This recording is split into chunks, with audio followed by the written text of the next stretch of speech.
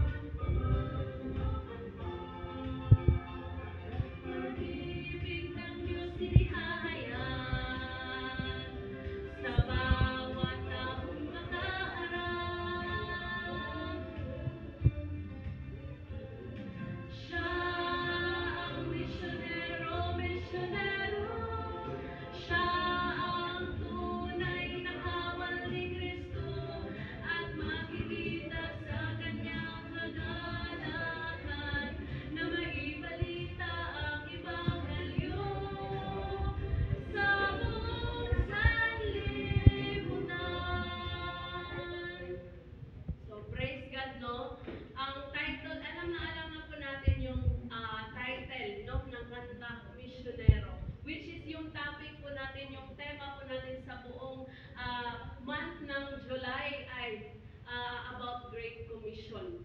No, ang sinabi po doon sa kanta, buong tapang na nangangaral, kahit saan ka man mapadpad, kahit sa Afghanistan, kahit sa Hulusulog.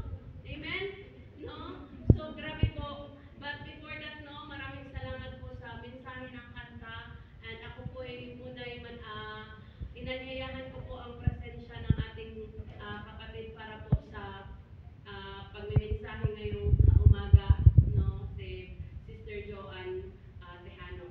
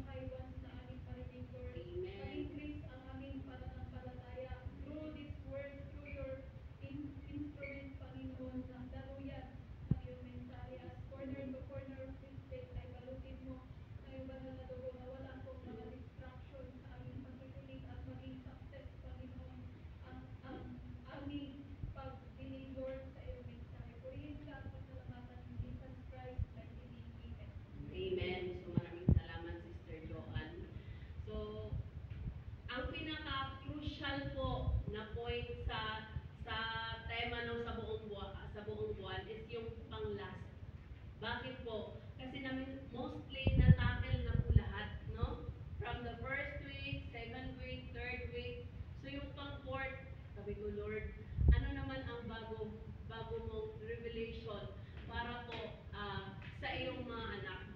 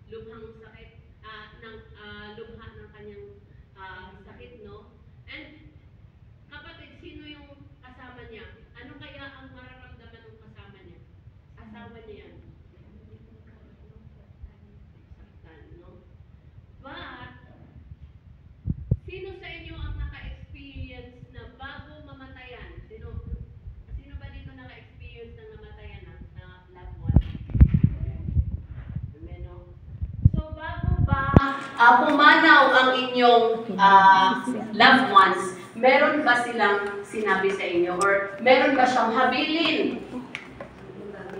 Yung iba, meron. Yung iba, wala. Diretso na lang natigo. So, eto. Question number 1. If someone on his deathbed was giving his final words, would you pay attention?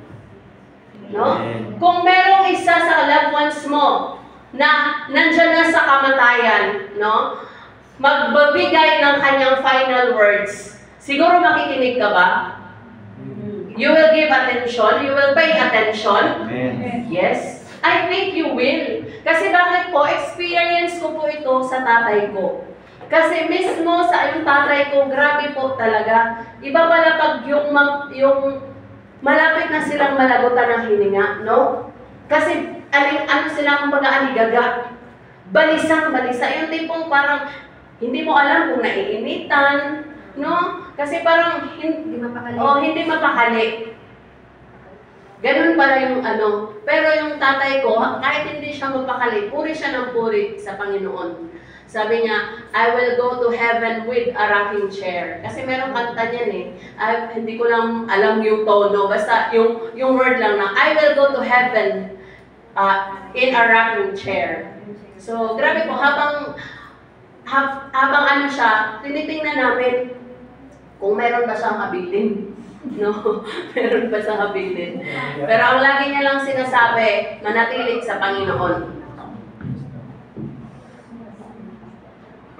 If someone wrote down her last wishes in a will, last will and testament, sino dito may mga impamana? No? Would you take the time to read it? Of course, I think you would. Yung last will na yun, ano kaya habilin, no? Baka meron ditong pamanang hasyenda. Pamanang utang pala, no? Kasi bakit? Dalawa kasi ang klase. Iiyak ba tayo? Iiyak, no? Dalawang klase ng pag-iyak pag namatayan tayo ng loved ones. Ano ang una? Iiyak ka kasi dahil mamimiss mo siya. Grabe talaga. Mamimiss kita. Kulang na sabihin, sasama na ako sa'yo. Samay. Diba? Pero meron ding pangalawa. Iiyak. Grabe talaga ang iyak ng asawa. Iyak na iyak. Grabe. Bakit? Puno ang utang yung namatay. Maiiwanan siya ng maraming utang at ang mahirap nun walang pera, no? But, okay, our topic for today, okay, ang ating pong teksto ay matatagpuan, so hindi kami nag-usap ni Nicole, no? Mateo 28:17 to 20, atin pong basahin. Nang makita nila si Jesus, siya'y sinamba nila. Subalit may ilan sa kanilang nag-alinlangan. Lumapit si Jesus at sinabi sa kanila, ibinigay na sa akin ang lahat ng kapangyarihan sa langit at sa lupa.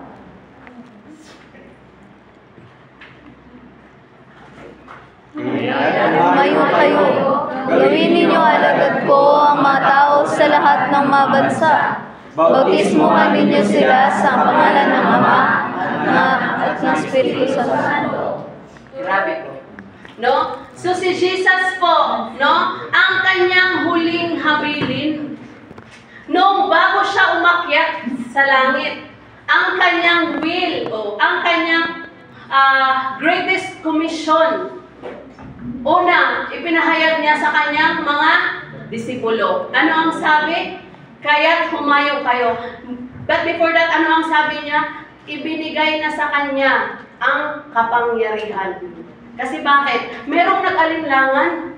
No? Nung nagsabi sila, nang makita nila si Jesus, siya'y sinamba nila. Siya'y sinamba. Pag sinabi, winorship. So, balit may ilan sa kanilang nag-alinlangan. Siguro, hala, ito ba yung si Jesus? Kasi bakit nabuhay siya eh? During that time, yung senaryo, hala, nag-aalinlangan sila, ito ba, totoo ba talaga na yung patay na buhay? Nag-alinlangan. Hindi yung ibig sabihin, nag-alinlangan sila kasi ay, hindi man yan siya Diyos. No? Siguro ikaw naman, pag nabuhay yung ano mo, tapos Patay tas na buhay. Mamamangha ka ba? Mag-aalangan ka ba? Baka hindi ito ano. But then, merong mga disipulo na hindi nag-alinlangan. Ang sabi, sinamba nila.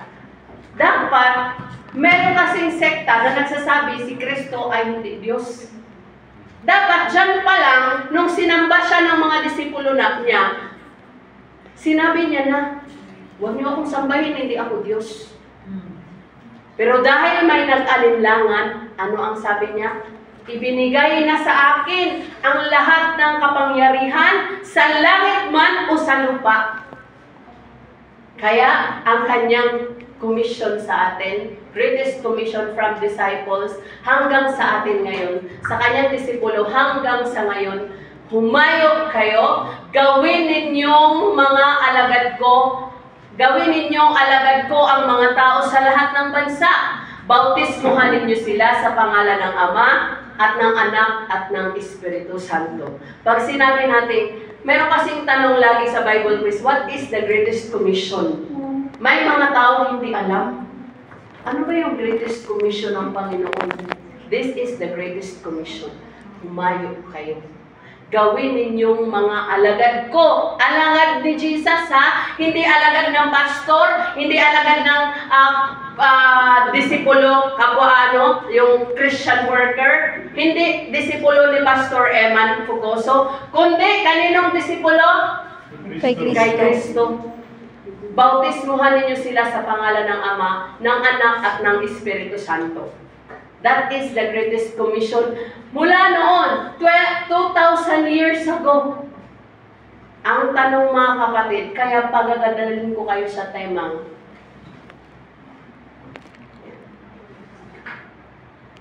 pakibasa po. Sa buhay mo ngayon, nagagawa mo ba ang greatest commission? Masasagot mo yan. Sa buhay mo ngayon, kapatid, nagagawa mo ba ang greatest commission ni God? Yes or no? Yes. Ay, walang nasumag. Yes. Alanganin. Alanganin. Oh, sa buhay mo ngayon, nagagawa mo ba ang greatest commission? Yes or yes? Yes. Yes, hindi pwedeng no. Dapat yes tayo. No, walang karapat. No is an option, is not an option. Yes po tayo. Yes, Lord. Sabihin natin. Yes, Lord. Nagagawa mo ba ang greatest commission? Amen. No?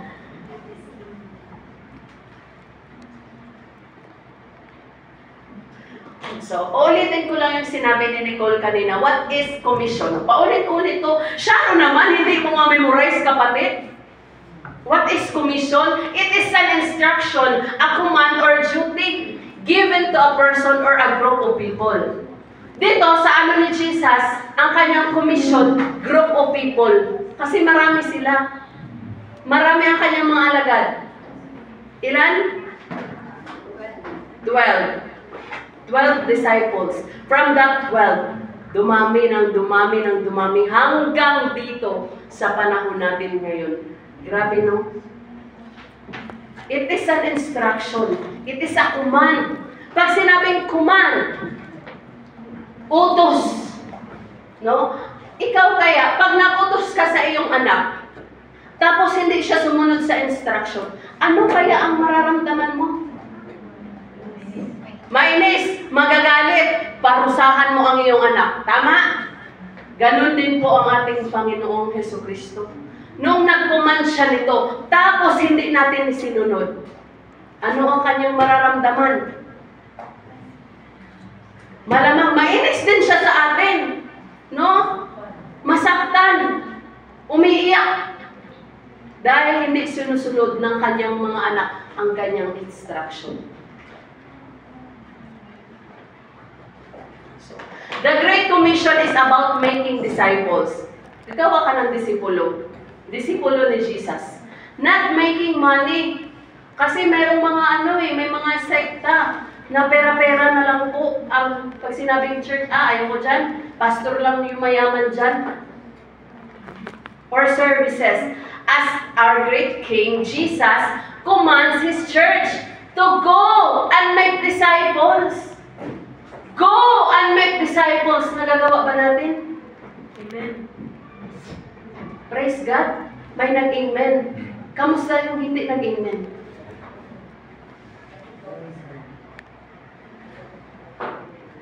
We must therefore make sure we do not relegate this to a great commission. Yung great commission, naging great commission.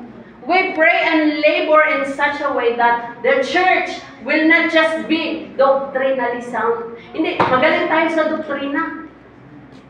Amen, magaling tayo. Pero dapat we will make sure na hindi lang tayo magaling sa doktrina, but we also missionally faithful. Magaling ka nga, grabe ang pag sinabi natin, about sa dugo, about sa deity of Jesus Christ, alam na alam mo.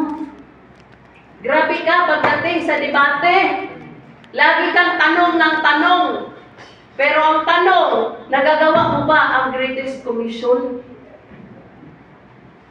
No? Dapat hindi lang tayo magaling sa doktrina, but we are also missionally faithful, and that is ihayo ang salita ng Diyos. Amen? Amen. So, ang sabi ko kanina, we must not relegate this to a great commission. Ano ba itong sinasabing omission? No? From the word omit. Alisin. Omit. Alisin.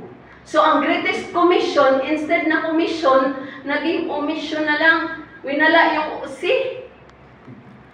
omission, it is a failure to do something. A failure to do something is something, especially something that one has a moral or legal obligation to do. Sana mga kapatid, yung greatest commission, hindi magiging greatest commission sa ating buhay.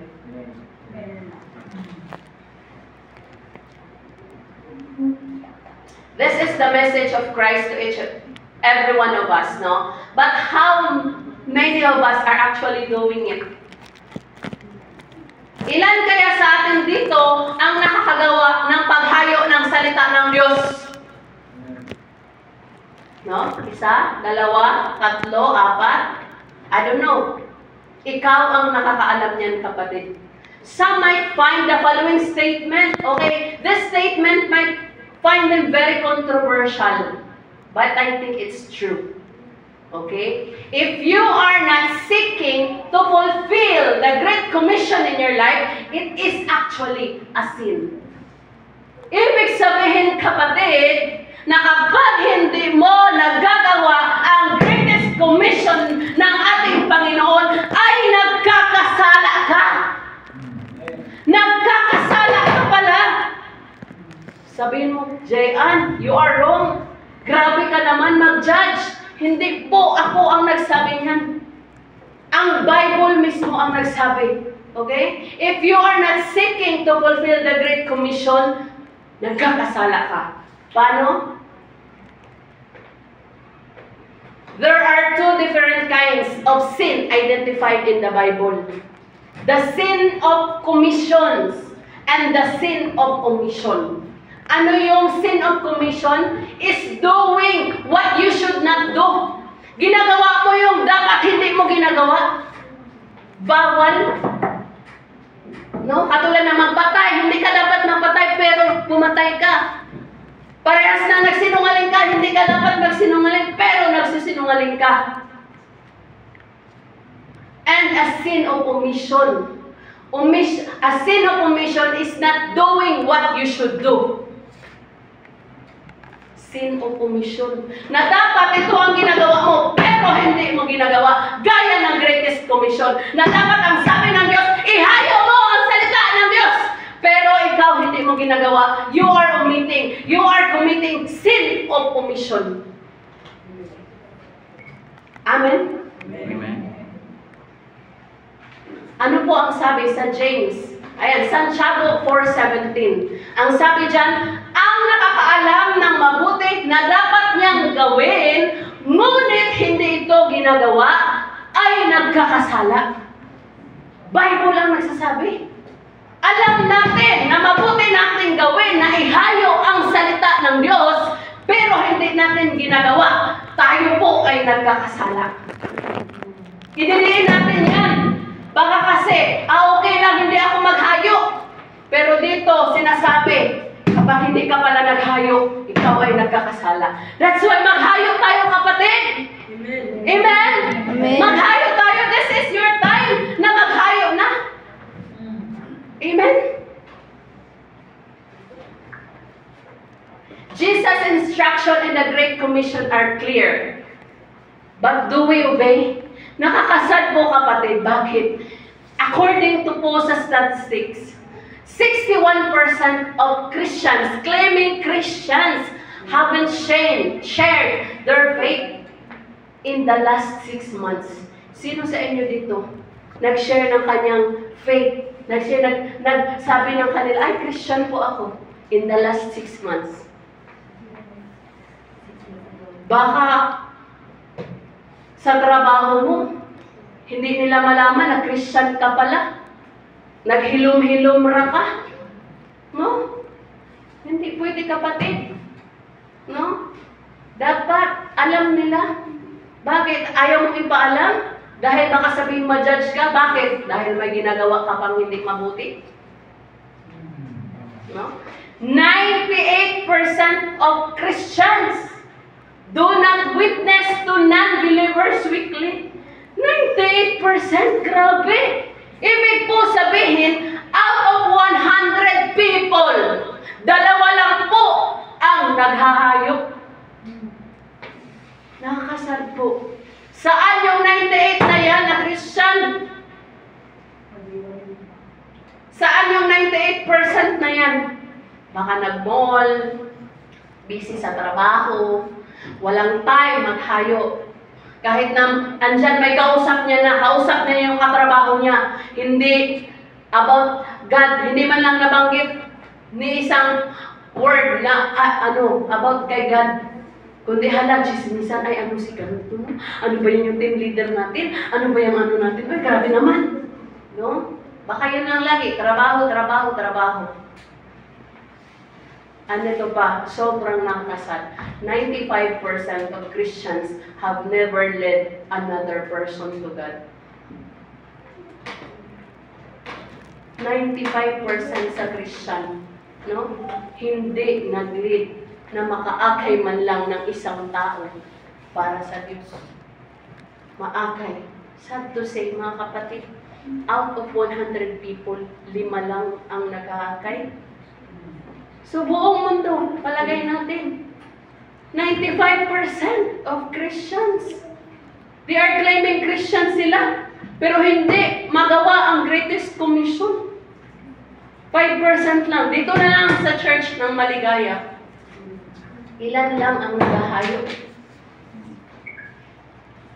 Ilan lang ang naghahayo? Siguro masabi mo, hindi mo pa maintindihan. Okay lang yan, kapatid, kung hindi mo mapapaintindihan sa ngayon.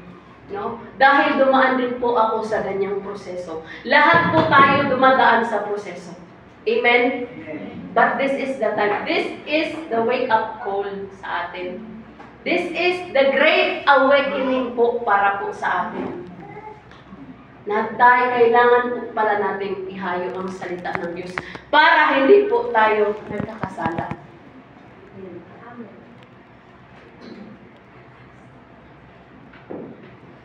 Siyempre, kung may problema, may solusyon. Tama? Dahil hindi mo magawa ang ihayo ang salita ng Diyos, tuturuan tayo ng Diyos paano natin ma-fulfill ang greatest commission niya. Amen? Excited ka na ba? Amen. Kasi proseso to, mga kapatid. So, meron ditong 3 ways. Tatlo lang ang ibinigay ko. Bakit? Baka kasi pag marami, ang dami yan, 10 commandments. 10 commandments. 3 lang po. No? 3 ways we can fulfill the Great Commission in our daily lives. Daily lives, kapatid. Una, ito. Volunteer yourself. Make a decision now. I-volunteer mo sarili mo. Lord, gusto kong maghayo. Pastora, gusto kong maghayo. Volunteer yourself, make yourself available para po sa Great Commission ni God. Grabe naman kapatid, kung hindi mahabag si God, sabihin mo, Lord, gusto kong maghayo ng iyong salita. Decision lang po ang kailangan ng ating Panginoong Hesukristo. Katulad po ni Propeta Isaiah. Ang sabi niya dyan sa Isaiah 6:8. At narinig ko ang tinig ni Yahweh na nagsasabi, sino ang aking ipapadala? Si God mismo, si Yahweh mismo ang nagsabi dyan. Sino ang aking ipapadala? Sino ang magpapahayag para sa atin? Ano ang sabi ni Propeta Isaiah? Sumagot ako, narito ako. Ako ang inyong isugo. Grabe po si Propeta Isaiah. Dapat mga kapatid, maging katulad po tayo ni Propeta Isaiah na kayang i-volunteer ang kanyang sarili na ako po ang isugo niyo, Panginoon. This is the time you will volunteer yourself na, Lord, I am here, Lord, very available para ihayo ang iyong salita. Use my life, Lord. Baka sinasabi natin, habang tayo nag-worship, sinasabi mo, Lord, use my life. Lord, use my life. Pero after po ng simba, umalis ka na agad. Bumalik ka na ulit doon sa iyong pagkabisi.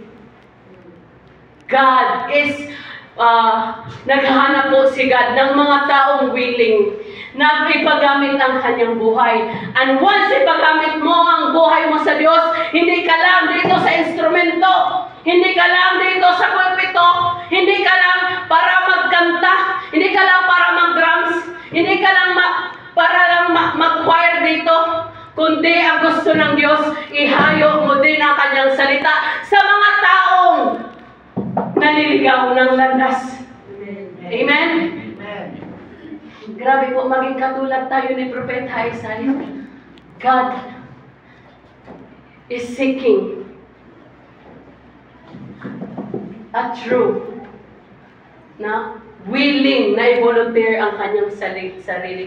Mga kapatid, alam niyo naman, maraming naka-witness nung bagong-bago lang po ako dito. Even Christian na po ako, no? Sabihin natin, namulat po ako since bata into a Christian world. Pero sabi nga ni Pastora, kahit pala mag-pray, hindi ako marunong. Naturingan kang magna cum laude, pero pag-pray dito sa harap, pag-pray, hindi ka marunong. Ako po yun. No? Magna cum laude, grabe ang ano doon sa school, grabe ang achievement sa career. Pero po, pati pag-pray, hindi ako marunong. Kasi hindi po ako naturuan. Ang ano lang namin, direct to the point, Lord, ganito, ganyan, ganito, ganyan. Paano mahabag si God niyan? Ang gusto ni God, suyuin mo siya. Ang gusto ni God, i-volunteer mo ang iyong sarili.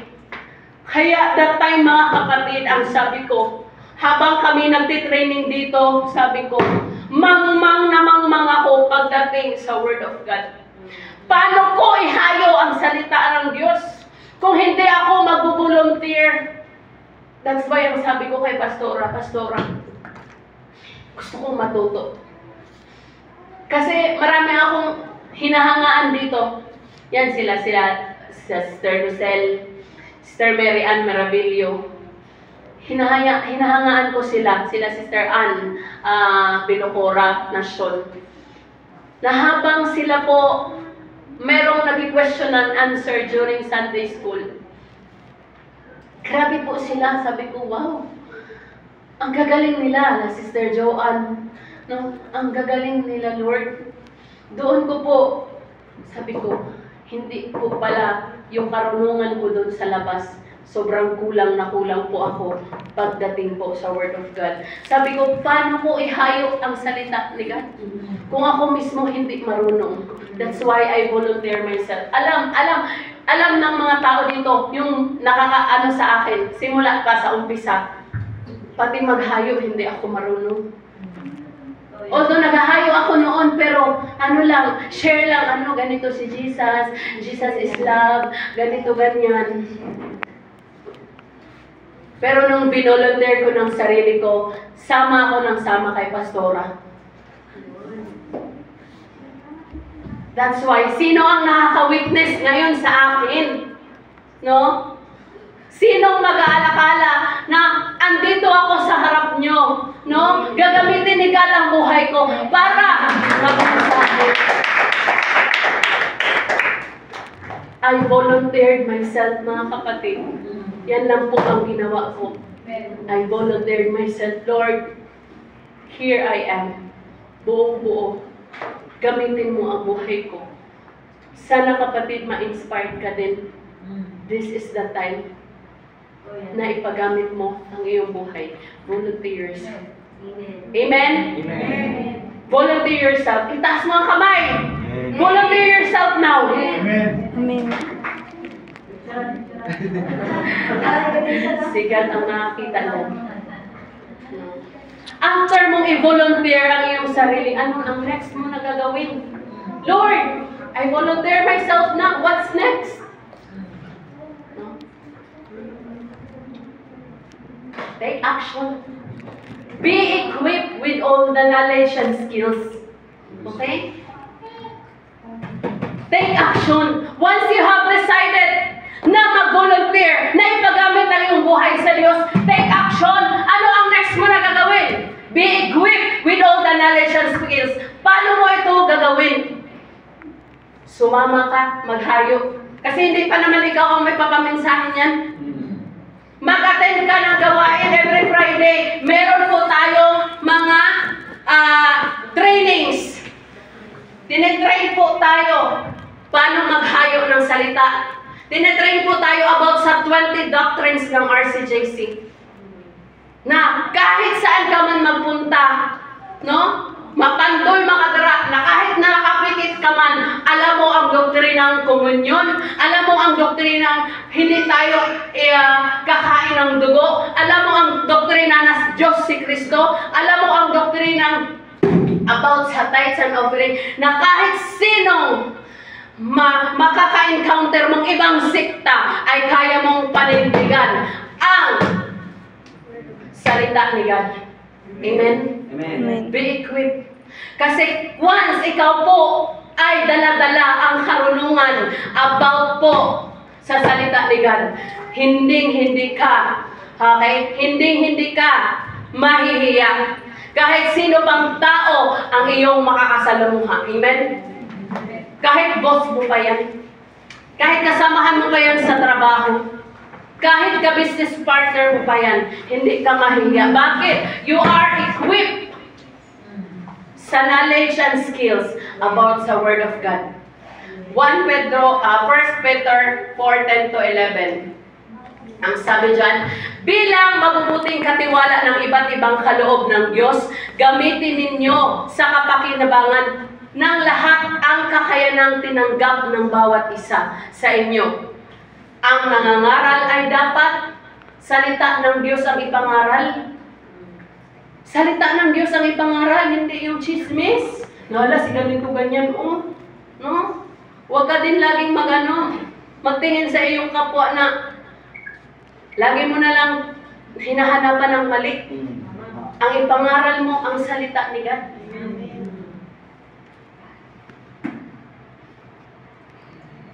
11.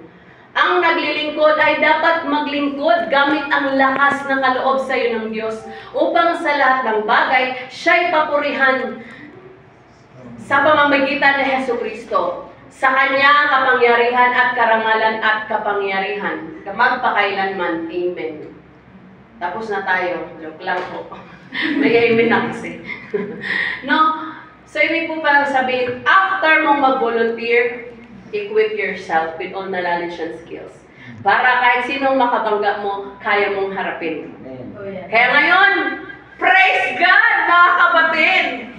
Kahit sinong makabangga ko, kahit Iglesia ni Cristo man yan, saksi ni Jehovah man yan, ay, ako pa yung sekta, Mormons, hindi po ako matitinag.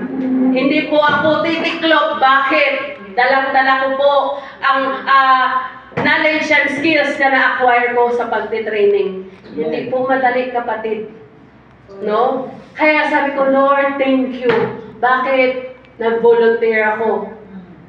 No? Grabe po kapatid, na once ma-defend mo ang salita ni God, sobrang masaya ka po. Bakit? Hala, grabe siya. Pero, dahil po yan, no? Dahil po yan sa tulong ng ating Panginoon. Ang kailangan niya lang, you volunteer yourself, equipped with the knowledge and skills. Kaya po, sa mga nanay, no? Which is ako po yung, ng mga nanay, no? Women's department, as a head ng women's department. After this po, no? Kaya ginagawa ko, after po ng samba, habang po tayo ay kumakain. So, nagtitrain po tayo. Nagtitrain po tayo ng 20 doctrines. So, per department na po. So mamaya ang magtuturo po sa atin sa mga nanay ay si Sister Leticia Dador. Wow! No?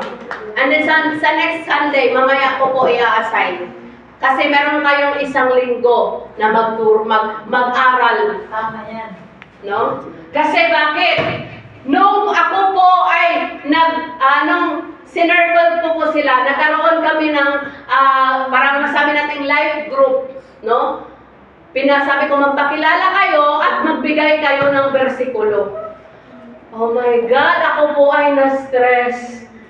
Ginoo ko, Diyos ko, gawin mo no? Bakit? Meron pong hindi talaga marunong, wala po talagang bersikulo na na-memorize. No? Kaya sabi ko, hindi pwede to. Kailangan yung maging marunong. Kasi hindi ibig sabihin na nanay ka, nasa bahay ka, busy ka po, meron ka namang kapitbahay. No? Meron kang kaibigan, meron kang ka-chat sa Facebook, meron kang katawagan ng kaibigan mo, kakilala mo, kamag-anak mo, na dapat hinahayuan mo. Eh, paano ka maghayo kung isang bersikulo, wala ka? Kahit na lang 1 John 4:8, God is love, yun lang yun, memorize mo na dapat yun. Kapatid, according po sa 1 John 4:8, God is love. Sino mo memorize? Grabe, mga kapatid. Paano po pag nag-comfort ka, no? Ang iyong kamag-anak ka, kapitbahay ay nagkasakit, anong bersikulo ang dapat mong ibigay sa kanya? Hindi mo alam kasi kahit ikaw wala kang bersikulo. Oh, that's why po, i-training natin ang ating mga nanay, mga women's, no? Kahit wala ka pang anak, kung ikaw ay lampas edad na, sobra na sa kalendaryo, hindi ka na po yun. Okay? Ikaw po ay kabilong ka na sa women's department. So, sana po grabe po ang natin sa mga nanay na hindi lang mga youth ang active, kundi pati ang mga women. Amen!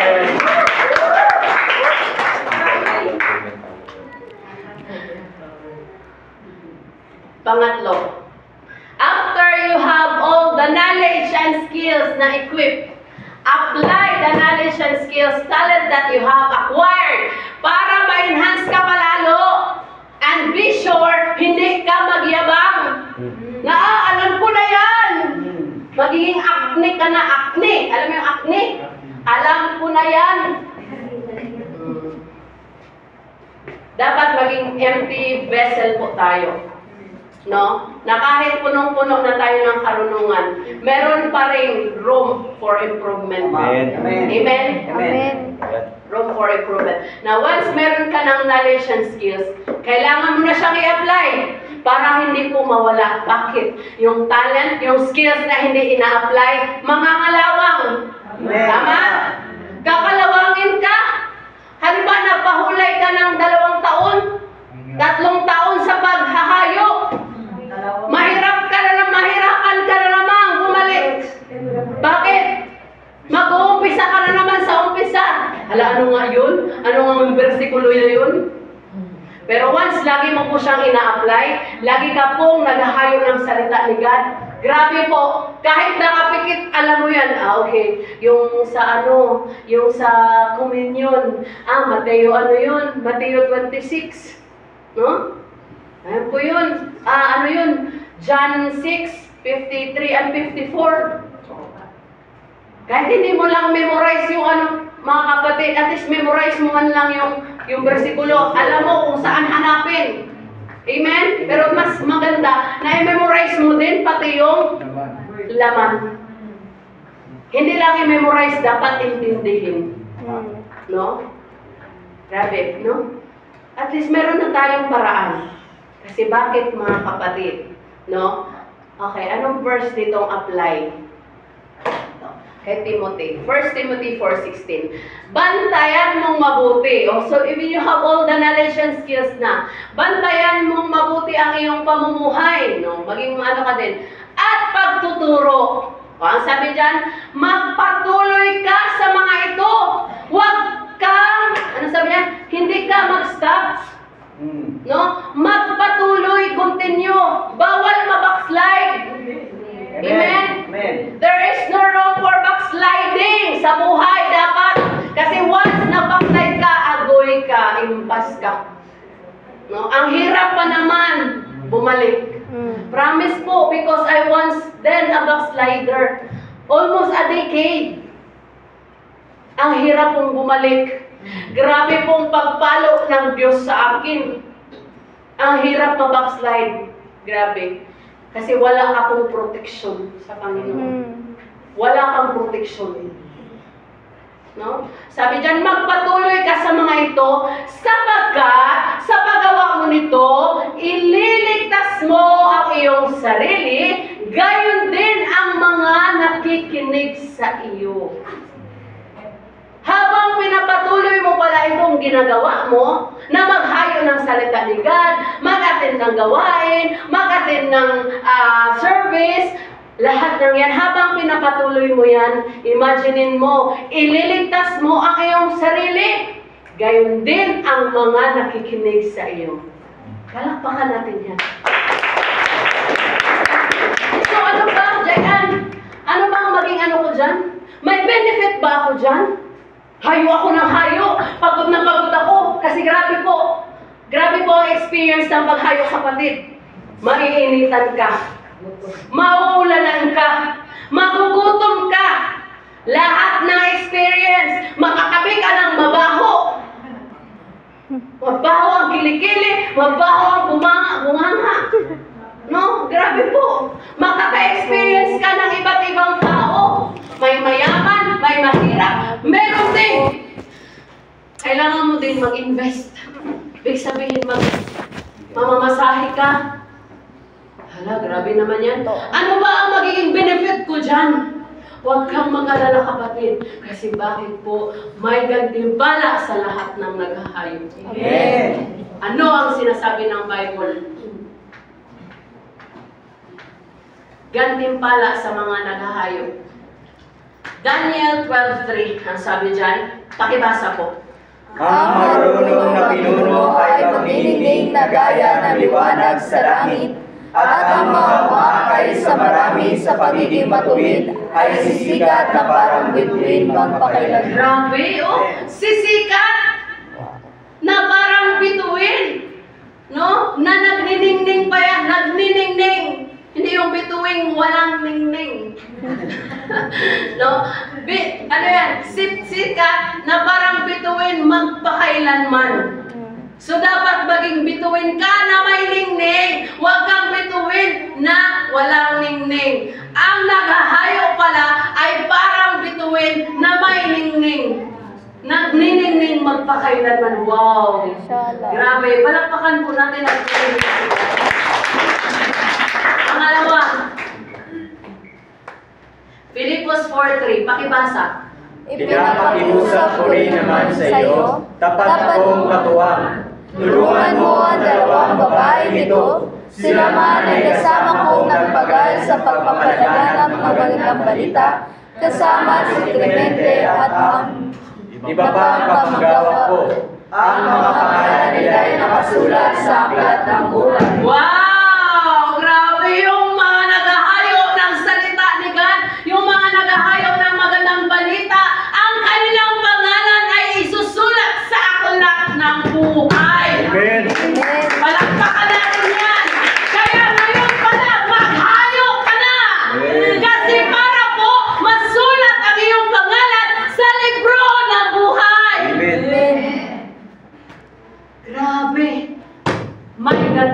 paniniwala ang nagpapagal. Amen? Amen. Ano pa dyan? Grabe yun. 1 Corinthians 15:58. Pakibasa. Kaya mga minamahal kong kapatid, magpakatatag kayo at huwag mag-inag.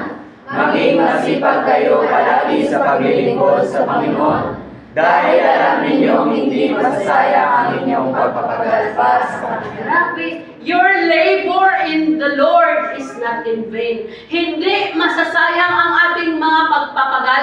Kung nahihirapan man tayo sa lupang ito, kung nahihirapan man tayo sa buhay natin, kung nahihirapan man tayo maghayo, pero ginagawa pa rin natin, nagpapatuloy tayo sa paglilingkod sa ating Panginoon, huwag kang mag-alala dahil ang iyong pagpapagal ay hindi masasayang sa harapan ng Diyos. Amen. Amen.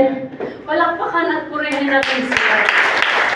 Kaya ngayon pa lang, maging excited ka na sa iyong buhay. I-volunteer mo na ang sarili mo, i-equip mo na ang sarili mo with all the knowledge and skills. Libre lang po ang mga training dito sa ating simbahan. Amen? Kailangan mo nang ipagamit ang iyong sarili, kapatid. Bakit? Hanggang kailan ka magsisay no sa pating Panginoon? Hanggang kailan ka iilag? Laging sinasabi ng ating Panginoon, siguro maraming beses na natin itong narinig.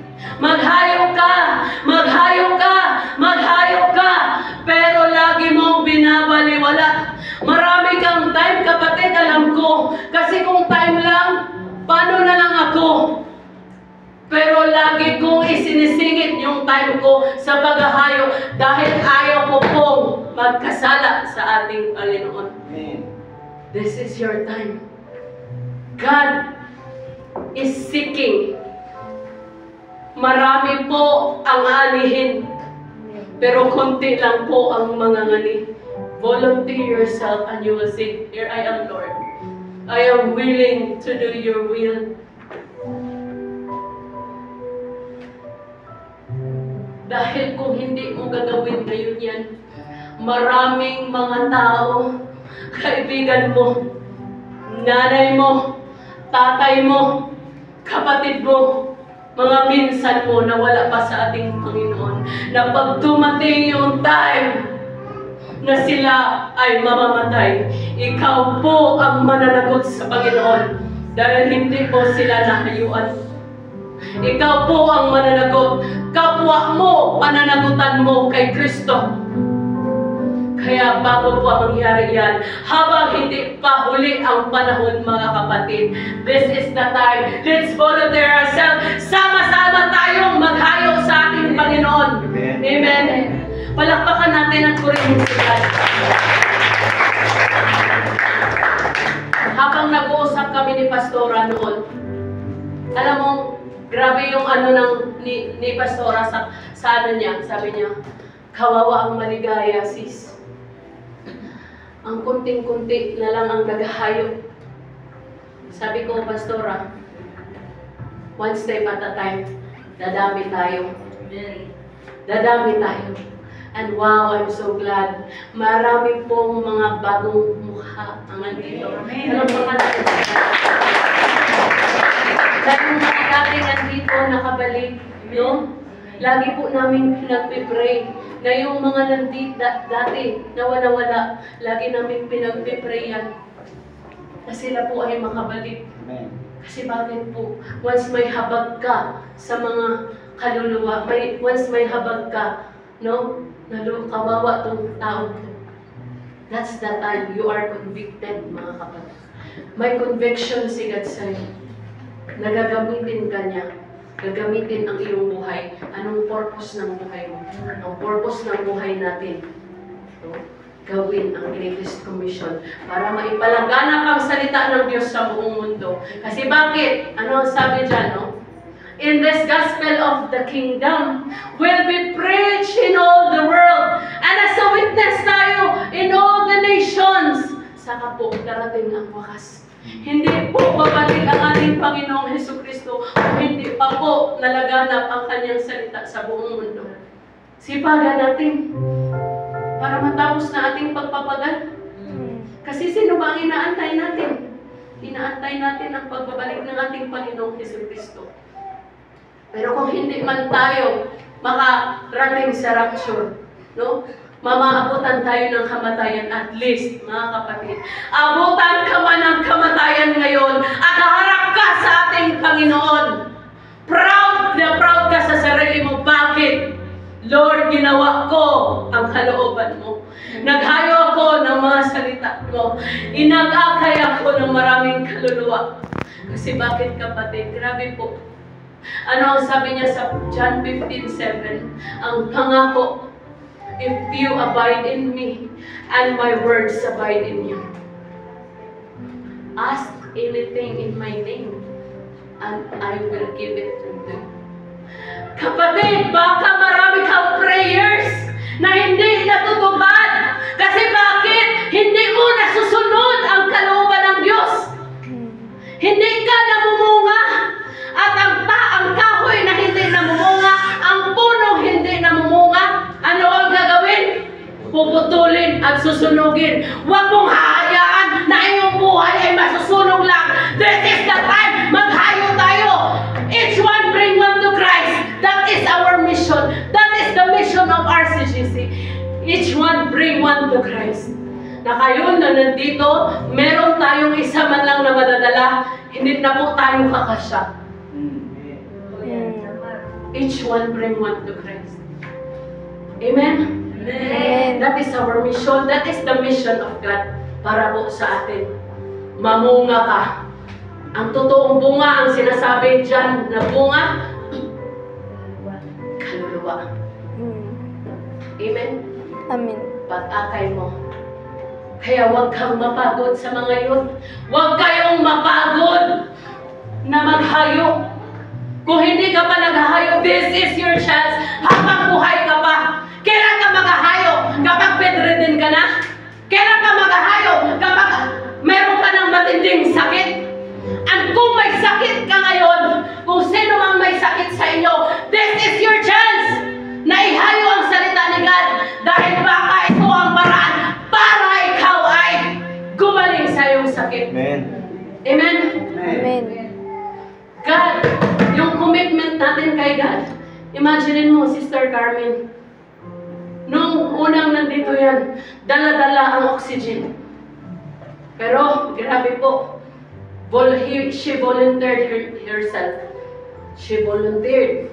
Grabe po ang faith niya kay God. After 3 months, wala nang oxygen. Ngayon, wala nang maintenance. Palakpakan natin sa God. God can do a great miracle in your life once ipagamit mo ang iyong buhay sa ating Panginoong Jesucristo. Amen. Kasi bakit po, ako po, personal encounter ko kay God. Nung nawala ako sa ating Panginoon, sa lahat ng mayroong backsliding spirit na nandito, iwasan mo na yan. This is your chance na bumalik loob sa ating Panginoon. Kung ikaw ay medyo lumalamig sa ating Panginoon, huwag mong hayaan na patuloy kang manlalamig. Humakbang ka palapit sa ating Panginoon dahil ang Diyos ay nag-aantay lang. Huwag mong hayaan na matulad kita noon. Nung nasa panahon pa ako ng mundo, may pera, yes, pero walang peace of mind. Dumating sa time, lahat po ng ari-arian ko, lahat ng pinaghirapan ko, in just one blink of an eye, nawala lahat. Bumagsak po ako. Ibinagsak po ako ng ating Panginoon. And that's the time, gumapang po ako. Hindi ako naglakad. Gumapang akong pabalik sa ating Panginoon. And I'm thankful kasi mayroong isang Melinda Adolfo na bumibili lang ng milk tea dyan sa aming milk tea ng dati. No? Nag-aantay lang po ako, kumbaga naghahanap ako that time ng simbahan. Sabi ko, ayoko ng mega church. Gusto ko pa yung maliit lang. Kasi gusto kong makasalamuha ang mga kapatiran. No? Dahil po sa kanya, ako po ay nandito sa RCJC. anak po ako ng pastor ng Baptist. Dito po ako nagkaroon ng knowledge about sa Word of God. Nagkaroon ng stand na ito pala ang dapat kong gawin. Nagrabi po ang aking paglikay-likay ba. Umiilag ako lagi, ayoko Lord. Pero lagi akong binabalik sa ating Panginoon. And I'm so thankful. Nung dumating ako dito, grabe na-witness yan ni Pastora. Yung dating magna cum laude na grabe yung career. Ang career ko po dati sa trial court po ako nagwo-work. Iniwan ko yun, nag-resign, nagnegosyo, binagsak. Nung nandito pa ako, nakikita yun ni Pastora. Nagtitinda ako sa kalsada. Naulanan, nainitan, bumabagyo. Imagine mo, from magna cum laude, from career woman, biglang tindira ka na lang ng kalsada. Pero sabi ko, Lord, may plano ka sa buhay ko. Utang ko dyan, kaya umalis kami dyan sa apartment, 40,000. Binayaran ko. Buti na lang dumating yung asawa ko. And during those time, nagtitraining na kami dito with Pastor Eman. No? Lahat-lahat. Dati po akong nakatira sa condo, Victoria Tower, kung alam nyo. Diyan, malapit sa Wanshas pa. 1 year mahigit ako dyan. No? And gusto ko lang ipatotoo, yung binagsak ka, grabe po. And then dumating sa point na nakatira kami dyan sa 7 bahay. Kung sino ang nakapunta sa bahay, masasabi mo talagang grabe po ang sitwasyon namin. Para kaming mga preso. Akala mo ganito lang yung aura ko, no? Ano ba? May dating pero walang tatong. May dating pero walang tatong. Pero grabe po, kaano ang Panginoon, nabahaan po kami nung bagyong Karina. Si Sweet, grabe, yung kanyang bahay, taga dito, yung tubig. Iyak ng iyak. Sabi ko, huwag kang mag-alala, appear tayo, nabahaan din kami. And those times, sabi ng aking asawa, maghanap ka na, go for it na. Eto na, sige na, magpapadala na ako. And I'm so thankful. Yung dating pinapangarap kong kondo doon na iniwan kasi hindi na makaya. Praise God po. Nakakuha po kami ng San Latira sa Tres Residence. Wow.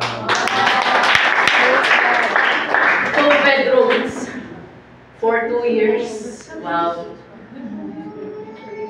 May aircon. Bawat isang kwarto. May swimming pool.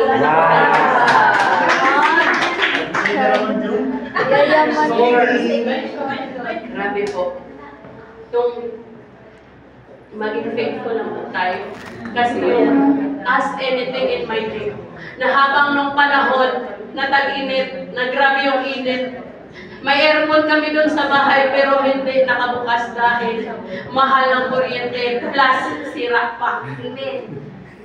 Tiniis ko yun. Na grabe hindi ka makatulog dahil sa sobrang init. Ang sabi ko sa Panginoon that time, Lord, ito bakit ganito? Di ba naglilingkod ako sa'yo? Di ba lagi mong sinasabi, ask anything in your name? Pero bakit wala pa, Lord? Bakit wala pa rin? Naiinitan ako, Lord, oh. Hindi ako makatulog. Na dati yung aking experience, yun yung pinaka-worst na bahay na aming natirhan. Kasi hindi ka talaga komportable. Imagine mo, studio type, walang kwarto. Pero kasya kaming 11. Sardinas kami para kaming mga Pinareso, wala talagang ayos ang bahay. But dahil po sa baha, thankful ako sa baha. Kasi napush ang aking asawa. Sige na. This is it. Kaya, alam ko, plano yung ni God. Kaya, yung Psalms 37 verse 4, no, hanapin natin ang kaligayahan dyan sa Panginoon. At lahat ng dinidesire ng puso mo, ibibigay niya. And God, no, granted my request. Amen. Malakpakan ang purihin. Experience nyo din yan, kapatid. Once you volunteer yourself, ipagamit natin ang ating buhay sa ating buhay na Diyos. Actually, hindi pa ako nagko-conclude. Wala pang conclusion eh. Pero grabe po si God. Sobrang thankful po tayo. So, conclusion po, ang gusto ng Diyos ay tayo mismo ang mag-volunteer ng ating mga sarili para gamitin sa Kanyang ministry. Once tayo ay nag-volunteer na, that is the time we will equip ourselves with all the knowledge and skills. And once meron na tayong knowledge and skills, atin itong gamitin upang tuparin ang Great Commission ni Jesus Christ. Dahil lahat po at tumayo, palakpakan natin ang Panginoon habang